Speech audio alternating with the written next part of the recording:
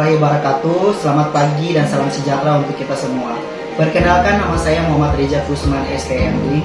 Saya adalah salah satu dosen di program studi teknik lingkungan Universitas Pasifik Morotai. Saya mengajar mata kuliah analisis mengenai dampak lingkungan atau biasa disebut AMDAL dengan bobot total SKS-nya adalah 3 SKS. Pada kesempatan hari ini, saya akan menjelaskan capaian pembelajaran serta deskripsi mata kuliah yang saya ampu.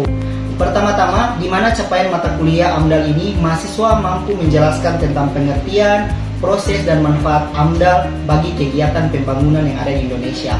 Yang kedua, mampu mengaplikasikan proses penyusunan dan penilaian dokumen AMDAL sesuai dengan peraturan yang ada di Indonesia. Yang ketiga, mahasiswa mampu menginterpretasikan wajib tidaknya suatu rencana usaha dan atau kegiatan untuk memiliki dokumen AMDAL. Yang keempat, mahasiswa mampu mengambil keputusan yang tepat berdasarkan data dan informasi yang dikumpulkan dalam penyusunan dan penilaian dokumen AMDAL itu sendiri. Yang kelima, mahasiswa mampu bertanggung jawab pada pekerjaan sendiri dan bekerja sama dalam tim dalam penyusunan dokumen AMDAL. Yang keenam, mampu berkomunikasi secara lisan dan tulisan. Yang ketujuh, mahasiswa memiliki moral, etika, dan kepribadian yang baik dalam menyelesaikan tugasnya. Serta deskripsi singkat mata kuliah ini antara lain, mata kuliah AMDAL membahas tentang konsep dasar dan tujuan AMDAL, tata laksana AMDAL dan peraturan yang terkait, pelaksana AMDAL dan penyusunan dokumen AMDAL serta metodologi yang terkait di dalamnya, dan terakhir penilaian dokumen AMDAL itu sendiri. Demikian, selanjutnya saya akan menampilkan proses perkuliahan atau pembelajaran mata kuliah mengenai dampak lingkungan atau AMDAL. Terima kasih. Assalamualaikum warahmatullahi wabarakatuh.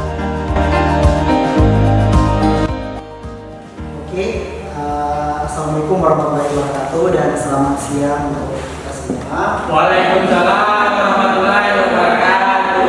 Bagaimana kabar hari ini? Sehat? Sehat.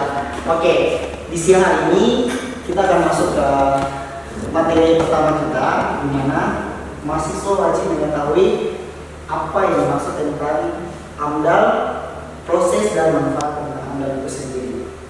Nah, sebelum kita memasuki apa itu AMDAL, kita semua harus tahu mata kuliah AMDAL ini berhubungan dengan namanya peraturan-peraturan atau legalitas yang sudah diatur oleh pemerintah. Next. Nah, di sini ada peraturan perundang-undangan terkait dengan AMDAL, di mana diatur dalam Undang-Undang Nomor 32 Tahun 2009 tentang perlindungan dan pengelolaan lingkungan hidup.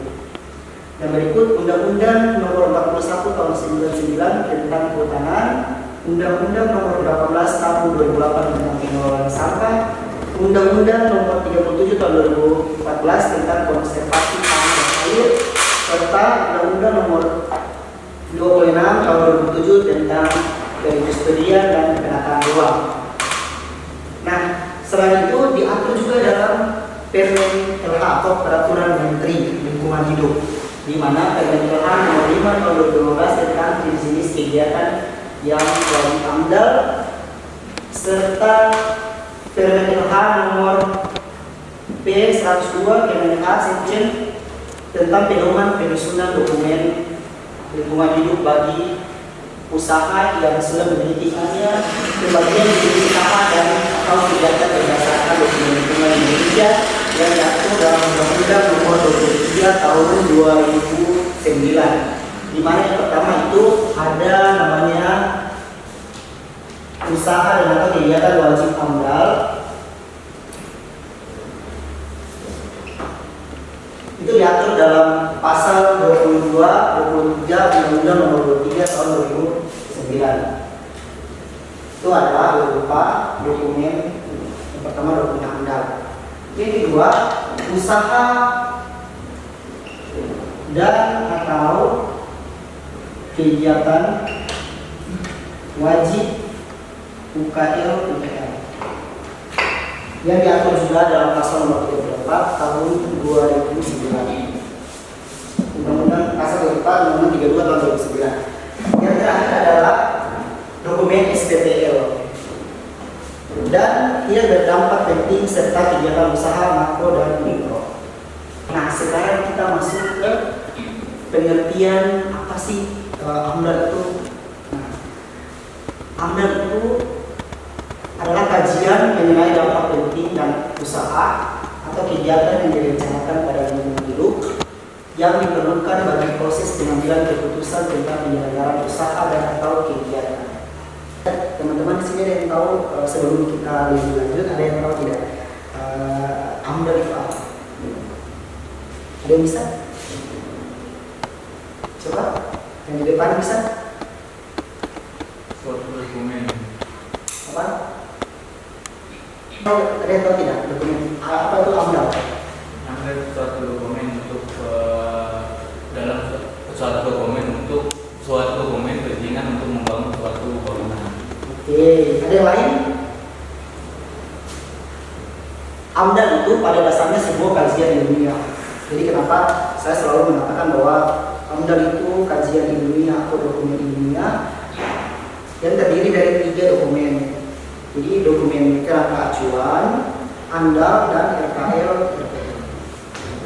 Nah, pada dasarnya AMDAL itu pada dasarnya sebuah kajian ilmiah dilakukan oleh Pemrakarsa untuk membuktikan bahwa rencana usaha dan atau kegiatan yang dilakukan tersebut aman bagi lingkungan hidup atau ramah lingkungan, serta kajian tersebut dilakukan melalui proses pelibatan masyarakat. Sebuah kajian ilmiah, AMDAL berisi atau memuat informasi mengenai identifikasi, prediksi atau perakiraan, serta evaluasi mitigasi sebagai dampak lingkungan yang akan terjadi di masa depan, yaitu geofisik kimia, biologi, sosial budaya, dan sebagainya. Kesehatan proyek itu sendiri, jadi harus kita bisa menelaah bagaimana setelah dan sesudah proyek, setelah kita melakukan evaluasi. Oke, next bisa. Nah, ini adalah proses. Jadi dampak lingkungan yang tadi saya bilang ada biologi, ada geofisik kimia, sosial ekonomi, itu tergabung dalam rencana pembangunan, di mana yang pertama ada yang namanya identifikasi. Jadi kita harus bisa mengidentifikasi dulu. Setelah itu ada yang namanya prediksi dan evaluasi, mitigasi, dan terakhir ada di pengambilan keputusan. Baik, bisa next. Next lagi. Oke. Untuk apa kita melakukan dokumen AMDAL? Yang pertama, aspek teknis itu untuk menghindari atau meminimalisir dampak lingkungan sehingga terwujudnya pembangunan yang berkelanjutan. Serta yang kedua, kita harus bisa melakukan survei, terus perakiraan dan evaluasi dampak berupa populasi gangguan untuk perakiraan ekosistem. Jadi bisa kita ingin melakukan evaluasi tentang satu dokumen itu, ada banyak hal yang harus kita bisa mengcover itu sendiri. Jadi kita berbicara soal lingkungan hidup, bukan hanya mengenai persampahan ataupun mengenai lingkungan yang bersih dan sebagainya, tapi kita melakukan hal itu misalnya ada biota-biota endemik yang nantinya dulu ada di situ sekarang sudah hilang, atau di Garus misalnya ada penerbangan pohon liar dan sebagainya. Jadi banyak hal yang harus kita lihat. Lanjut. Yang kedua, AMDAL itu sebagai alat komunikasi. Jadi walaupun dia sebagai dokumen, tapi dia sebagai alat komunikasi, dimana untuk mendapatkan konsensus dari masyarakat yang terkena dampak. Jadi kalau misalnya kita membuat dokumen satu kegiatan, proyek itu di tengah-tengah pemukiman, kita harus bisa melihat bagaimana masyarakat yang terkena dampak ini. Cara kita melibatkan masyarakat itu untuk program pembuatan dokumen AMDAL itu sendiri. Oke, bisa next. Next aja. Terus. Jadi, bagaimana pengelolaan dampak melalui AMDAL? Yang pasti ada 3 prinsip pengelolaan dampak lingkungan hidup. Oke, next.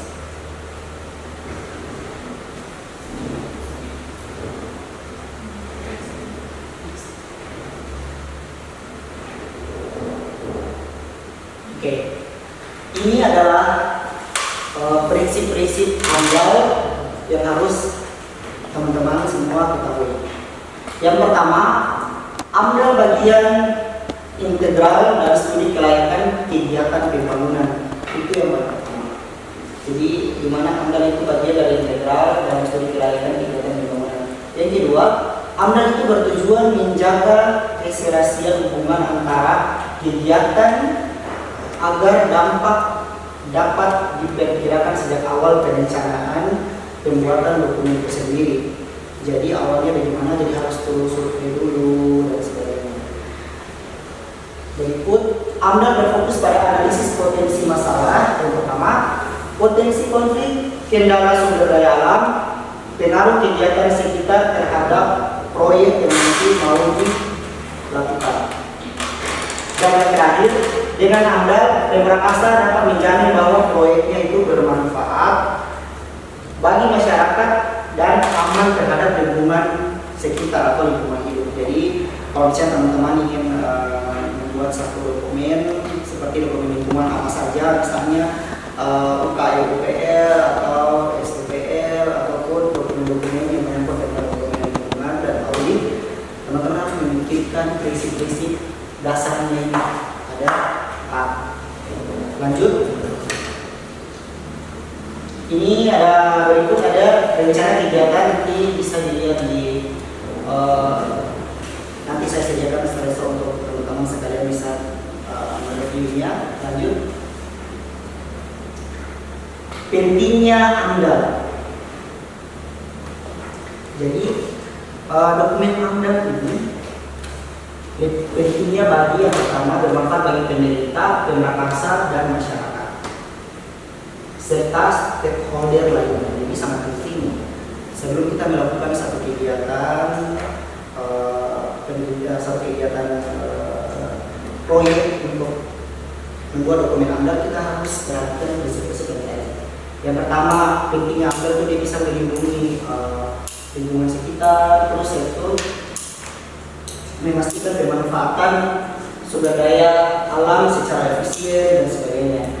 Terus menghindari konflik dengan masyarakat dan kegiatan sekitar. Jadi bisa kita ingin membuat satu proyek, pastikan ada masyarakat yang menolak dan menerima. Tergantung proyek apa yang nanti kita ingin lakukan. Jadi kenapa harus ada pentingnya AMDAL itu? Karena di saat kalau tidak ada dokumen AMDAL, di saat proyek sudah berjalan dan terjadi dampak yang sangat besar di masyarakat, maka bisa jadi proyek itu dihentikan atau masyarakat menolak adanya pembangunan di situ misalnya. Jadi harus ada keterkaitan antara pemerintah daerah, Pemrakarsa dan masyarakat. Next. Ini adalah proses AMDAL izin lingkungan serta keterlibatan masyarakat. Yang pertama, rencana usaha dan atau kegiatan wajib AMDAL itu dimulai dari pengumuman dan konsultasi publik, di mana keterlibatan masyarakat dalam AMDAL tanggung jawab Pemrakarsa yang diatur dalam pasal 26 Undang-Undang Nomor 32 Tahun 2009 dan pasal 9 Peraturan Pemerintah Nomor 27 Tahun 2012. Dan yang berikut adalah penyusunan KA. Jadi penyusunan kerangka acuan itu yang paling pertama dalam pembuatan dokumen AMDAL. Terus yang berikut adalah pemeriksaan administrasi. Jadi pemeriksaan administrasi di sini harus ada misalnya hal-hal yang disiapkan, identitas, terus tim-tim ahlinya, lisensi-lisensi yang telah diikuti dan sebagainya. Terus yang berikut adalah kita masuk ke tim penilai kerangka acuan. Jadi sebelum kerangka acuan itu dikeluarkan, maka harus disidang oleh tim penilai AMDAL. Nah, berikut adalah penyusunan AMDAL atau RKL, RPL. Terus yang berikut adalah permohonan izin lingkungan dan penyusun penilaian AMDAL, RKL, RPL. Itu setelah itu adalah pemeriksaan administratif lagi. yang dilakukan setelah terjadinya perbaikan. Dan berikut ada yang namanya pengumuman. Nah, pengumuman ini sudah diatur dalam pasal 29 Undang-Undang Nomor 32 Tahun 2009 dan pasal 45 Peraturan Pemerintah Nomor 27/2012 keterlibatan masyarakat dalam lingkungan. Jadi penilaian setelah habis penilaian acuan ada yang namanya penilaian AMDAL dalam PKL. Setelah itu keputusan layak lingkungan hidup dan penerbitan izin atau keputusan tidak layak dari lingkungan hidup. Jadi bisa saja dalam proses sidang itu bisa lulus, bisa tidak, atau lulus dengan perbaikan dan sebagainya. Dan yang terakhir ada pengumuman yang diatur dalam pasal 39 Undang-Undang Nomor 32 Tahun 2009 dan pasal 56 Peraturan Pemerintah Nomor 27 Tahun 2012, di mana pengumuman tahap terakhir ini keterlibatan masyarakat dalam izin lingkungan. Jadi bisa dipahami. Jadi ada beberapa proses, mulai dari proses KA, proses penyusunan AMDAL dan PKL RPL, serta yang terakhir adalah pengumuman layak tidaknya penerbitan izin lingkungan. Oke, boleh next. Nah, selain itu juga ada yang namanya 10 kriteria kelayakan lingkungan. Ini yang harus teman-teman sekalian harus bisa mengetahuinya. Jadi rencana tata ruang yang pertama adalah rencana tata ruang sesuai ketentuan peraturan perundang-undangan. Yang kedua, kebijakan bidang perlindungan dan pengelolaan lingkungan hidup serta sumber daya alam atau dalam kurung PPLH dan PSDH yang diatur dalam peraturan perundang-undangan. Yang ketiga adalah kepentingan pertahanan keamanan. Yang keempat, perakiraan secara cermat mengenai besaran dan sifat penting dampak dari aspek geofisik, kimia, sosial, ekonomi, budaya dan tata ruang serta kesehatan masyarakat terhadap prakonstruksi. Yang pertama ingat, prakonstruksi, konstruksi, operasi dan pasca operasi usaha dan atau kegiatan. Nah, yang kelima, hasil evaluasi secara holistik terhadap seluruh dampak penting sebagai sebuah kesatuan yang saling terkait dengan mempertimbangkan saling mempengaruhi sehingga diketahui pertimbangan dampak penting yang bersifat positif dengan yang bersifat negatif. Jadi kriteria-kriteria ini yang harus teman-teman sekalian bisa mengetahuinya karena itu menjadi tolak ukur. Ya, jadi sebelum kita masuk ke pertemuan berikut ada yang harus orang atau spesies kunci. Oke, berikut rencana usaha dan atau kegiatan tidak menimbulkan gangguan terhadap usaha dan atau kegiatan yang telah ada di sekitar rencana lokasi dan atau usaha kegiatan. Misalnya ada kegiatan yang sudah ada di sekitar, misalnya ada lokasi kita bangun, misalnya ada pasar, tiba-tiba dengan adanya proyek itu pasar yang tadinya sepi harusnya bisa bertambah ramai, bukan kita membuat kita harus melakukan kajian karena dalam dokumen AMDAL telah diatur dalam peraturan pemerintah, peraturan Undang-Undang Nomor 32 Tahun 2009, di mana ada peraturan kalau misalnya termasuk dengan lokasi hutan lindung misalnya, berarti kita tidak boleh membuat satu kegiatan di situ. Jadi yang namanya hutan lindung kita tidak boleh membangun aktivitas di situ dan sebagainya. Hanya bisa membangun mungkin pos pemantauan dan sebagainya. Di hari minggu depan lagi kita ketemu dengan materi yang tentang bagaimana caranya menyusun dokumen AMDAL itu sendiri. Baik, sekian dari saya. Assalamualaikum warahmatullahi wabarakatuh dan selamat siang. Terima kasih.